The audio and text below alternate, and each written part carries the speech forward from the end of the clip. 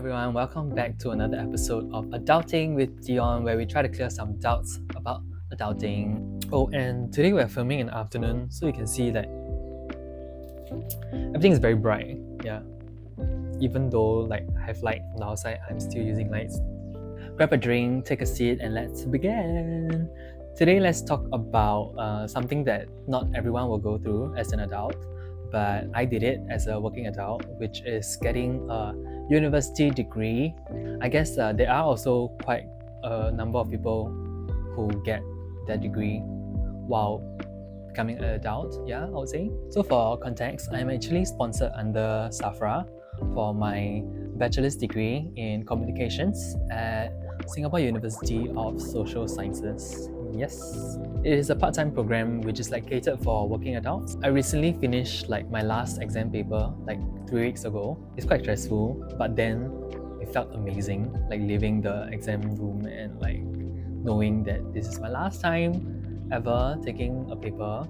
I still do have 5 credit units left in order for me to graduate. So instead of doing another semester of normal studies, I am going for summer exchange in Korea. So just 1 month in Korea to graduate, essentially.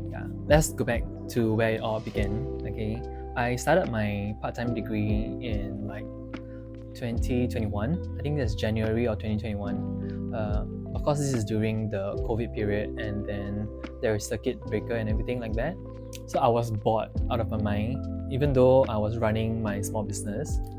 The small business was very flexible, as in I don't want to have regular product launches, or I don't have main campaigns. I don't have big campaigns that I plan for. I still feel my time could be spent studying, I guess. I guess this part-time studies would be just nice for me to occupy my time, And back then, Singapore Airlines do allow us to work outside. They also found jobs for us to work at Singtel, SMRT, or hospitals for temporary contract. I didn't want to do those jobs because I was not interested in them. That's when I started to look for part-time degree programs. So if you don't know, I did plan to fly for 2 years and then come back for a university degree, but then COVID happened, so I had to do something else to do the degree. So that's when I saw SUSS having this part-time degree for bachelor's of communications. For me, it was either marketing or communications, and SUSS did not have marketing part-time. I'm not sure if they have it now, but then back then they don't have marketing that's part-time. They only do full-time for marketing program. It is mainly catered for working adults. So the lessons are 7 p.m. to 10 p.m. and they're all recorded. There are physical class and also online classes, but then I took online classes for 99% of my courses. I only took one physical class, which is at Ngee Poly, which is for film studies, which is this semester. So I took Introduction to Film Studies, which is held physically at Ngee Polytechnic. I don't know why, but I just had to do it, and it's 7 p.m. every Wednesday or something like that. So it is great that I didn't have to report to class for my online classes. And back then when I was flying, or when I was not flying and everything is under quarantine, right? You can only attend online classes. And the best thing I would say is that you don't have to even attend the class, even though it's online. They are recorded, so you can rewatch them at a later timing. You will just miss out on the class participation, but then for that component, you can still make up for it by doing this discussion board thingy or doing their pre-class quiz, something like that, to make up for the class part points.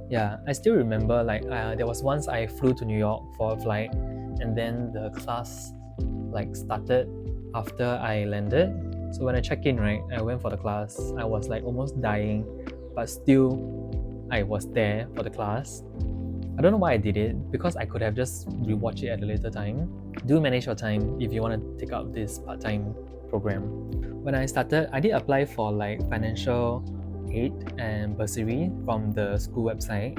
So I remember I took up a bursary of like $200 from this company that I cannot remember, and then I had to make a video to like thank them like during pandemic and stuff, which was like kind of weird. Like I have to make a video to say thank you for your support, even though I don't know what is your company about. And then I also applied for a sponsorship, which is different from a scholarship. So scholarships are for scholars with like outstanding academic results, which I did not have. So sponsorships are for those with like excellent leadership skills or extracurriculars, like things that are not academic based. Yeah. And on the school website, for those of you who are studying university, you guys should go and check it out. The school website have this entire list of sponsors, companies for scholarship, and also bursaries as well, yeah, which will help if you are tight on the cash. I mean, even if like $200, it's good that you have this extra $200 for you to spend. So the first semester, I actually applied for the SUSS sponsorship. I look at the website now, I don't find it anymore. I don't know if it's different. Like if I remember correctly, it is just SUSS. But now if you look at the website, right, they have like companies attached to it.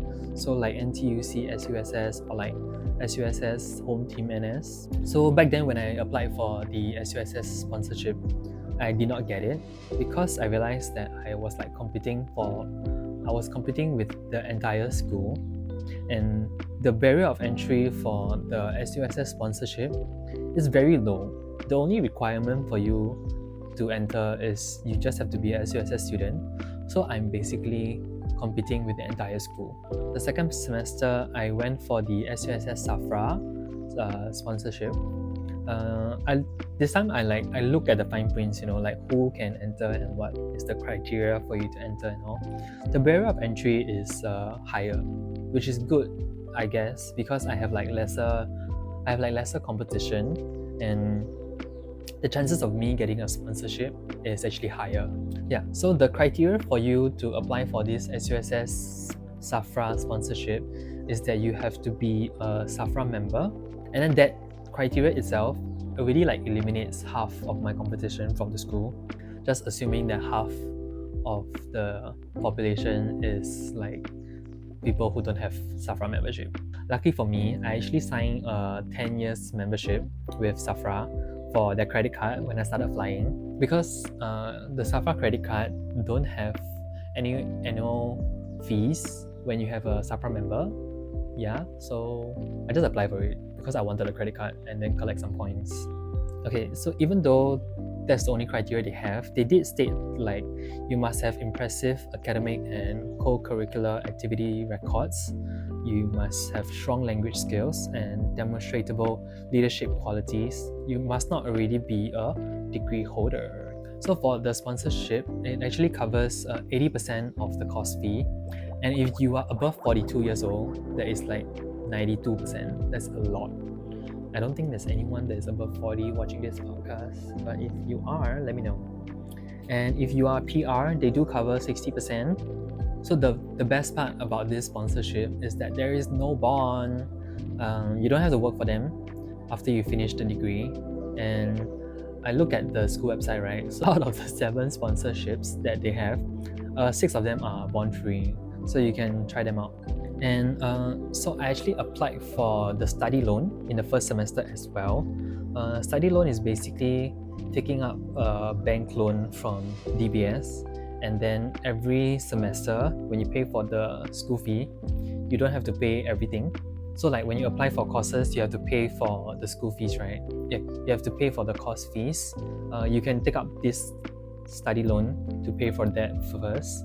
You can pay for it at a later time with 0 interest until you graduate. So after you graduate, I think there is an interest that kicks in, but then I guess it'll be very good if you are tight on money. I guess it's just a backup plan as well, as long as you pay it finish when you finish your degree, I think you should just you will not pay interest, which is great. And I applied for that first before I got the sponsorship. So the sponsorship is 80%. The remaining 20%, I use the study loan. So every semester, I don't have to pay any school fees. So I guess that's something that you guys can learn from. I'm not sure if it's a loophole. I don't think it's a loophole. So after I applied for it, I actually got an email to attend an online interview for the sponsorship. I was actually like quite surprised, but then I was also very happy. Yeah. I went for the interview, and then I was put in this virtual room. It's a Zoom interview lah. So I can see the other applicants in the room, like it's in the main chat. That's when I realized that I was like one of the younger people there. Yeah, like not to discriminate or anything like that, but they were all like mature looking. Some of them can be like my father kind of age. Yeah, but also like this is a working adult part-time program, so kind of makes sense. Then when I went into the interview room, there are 3 interviewers with me. It's like as if I went back in time to national service, but also because it's like SAFRA, so it's giving that kind of vibe. Like these are the officers that I'm trying to impress, and I think I did impress them because I actually did get the sponsorship. Let me like try to remember some of the responses that I gave them to some of the questions that they have. Yeah. So one of the questions is, why do you want this sponsorship? And then I told them it would be ideal for me to get this sponsorship because I don't have enough money for the degree yet. So like I told them my initial plan of flying for 2 years and then coming back for the degree. So I'm doing this part-time degree now is to work and then save up money at the same time. But then with this degree, I think it will make it better for me, and then I can also give back to my family in terms of financial support. They also did ask like, what will you do with this degree? And then I'm doing communications, right? So I did tell them like I have plans to go to the SQ office to work, yeah, something like that. They did ask me what makes you the ideal candidate for this sponsorship. I remember telling them that I think I am the youngest candidate here for this sponsorship, if I'm not wrong. I know that I just ORD 2 years ago and then I just entered the workforce. I have a bright future ahead of me, yeah. So I will benefit the most from this degree, I said. And then they just not, yeah. So they understood that I was a cabin crew and then that there were no flights going on, so I don't really have much work, yeah. So they did ask me, what are your plans when the flights come back to normal and then you have to work again and get more busy? So I did tell them that being a cabin crew is a very flexible job. I do have a lot of off days, yeah, and then ultimately it's up to my own discipline to whether I want to study or not. I told them like I've seen enough of the world, and I think I will focus on my studies now. Yeah, I've been flying for quite a while, and I also did tell them that I can study in my hotel rooms. Yeah, because I have seen enough of the cities. Yeah, it's kind of a lie lah, but then I did kind of manage my time. Yeah, like for some places like Paris, I have to go out. I love Paris. Yeah, but for like Melbourne and Sydney, those places I do stay in my hotel to like study a little bit. They asked me what would I do if I don't get this sponsorship. I think I kind of like surprised them a little bit.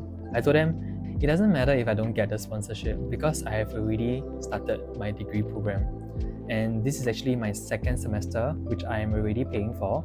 If I don't get the sponsorship, right, I will just continue to fund it on my own and continue to get bursaries, like financial aids. But of course, it will be ideal for me to get it because I want to support my family who has been like supporting me since I was born. So they were like, okay, yeah, you know, those uncle, yeah. And like eventually I did get the email that I got it.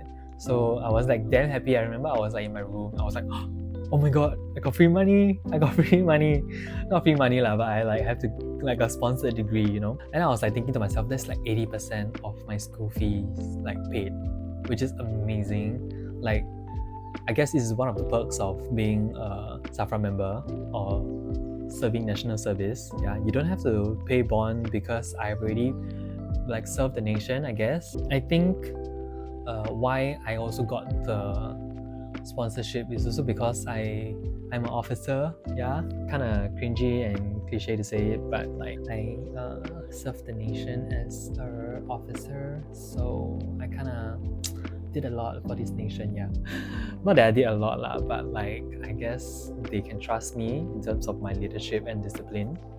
I think one of the issue that they have regarding the sponsorship is that they don't continue with it. So like they decided to sponsor them, but then halfway they decided to stop. So they have to take back all the money. But that is not productive for them, because this sponsorship is for them to give money to people to get their degree, right? So if you drop out like halfway, it's very bad. So they did ask me like, what are your plans to continue studying? So I also did tell them that even without this sponsorship, I will continue lah, because I'm really paying for it. And if I were to return you money, it's like counterproductive, and I don't have the money to go back. Yeah, like I don't have the money to like drop out halfway. So I would like, trust me, I will continue and finish it. I guess this episode is pretty short, yeah, but I hope you guys learn a thing or two about acing like interviews. You know, from like the SQ interview to like this, there is a certain way to tell your interviewers that you are what they are looking for. So always think from the perspective of the interviewer or from the company. Like, what are they looking for? Always remember to tell them like, what are your plans after you get what you want. Tell them how you are different and better from the rest. You know, me being a tourism student did help for my SQ interview, and then me being an officer also helped with both my SQ interview and also this sponsorship interview. I guess there is more trust when you are a disciplined individual, and also you have good time management. You can take care of your own self, things like that. You know, I guess that's it for today. If you haven't learned anything from this episode, I guess I hope you at least enjoy it. Thank you so much for tuning in. In the next episode, I will continue the topic of academic studies. Yeah, I'll go back in time in my primary, secondary school, and also polytechnic, and talk more about studying as I grow up. Yeah. If you are watching this on YouTube, please help me like, share, and subscribe. Thank you so much. If you have any questions or tips, do drop them in the comment box below. And if you are on Spotify, please help me rate 5 stars if you haven't already done so. And I shall see you next week, Wednesday at 8 p.m. Bye, take care. Shout out to SUSS and SAFRA. Thank you so much for the sponsorship and the support for the past 4 years. Let this be a sign for you to get a SAFRA membership. Or if you are considering studying part-time at SUSS, give it a go. Those with excellent extracurriculars, those with so sponsorships are those with extra so sponsorships out of the 7 sponsorships that they have. Wow, that's quite a short episode. I'm not sure if I missed out anything. Yeah, I think I'm done.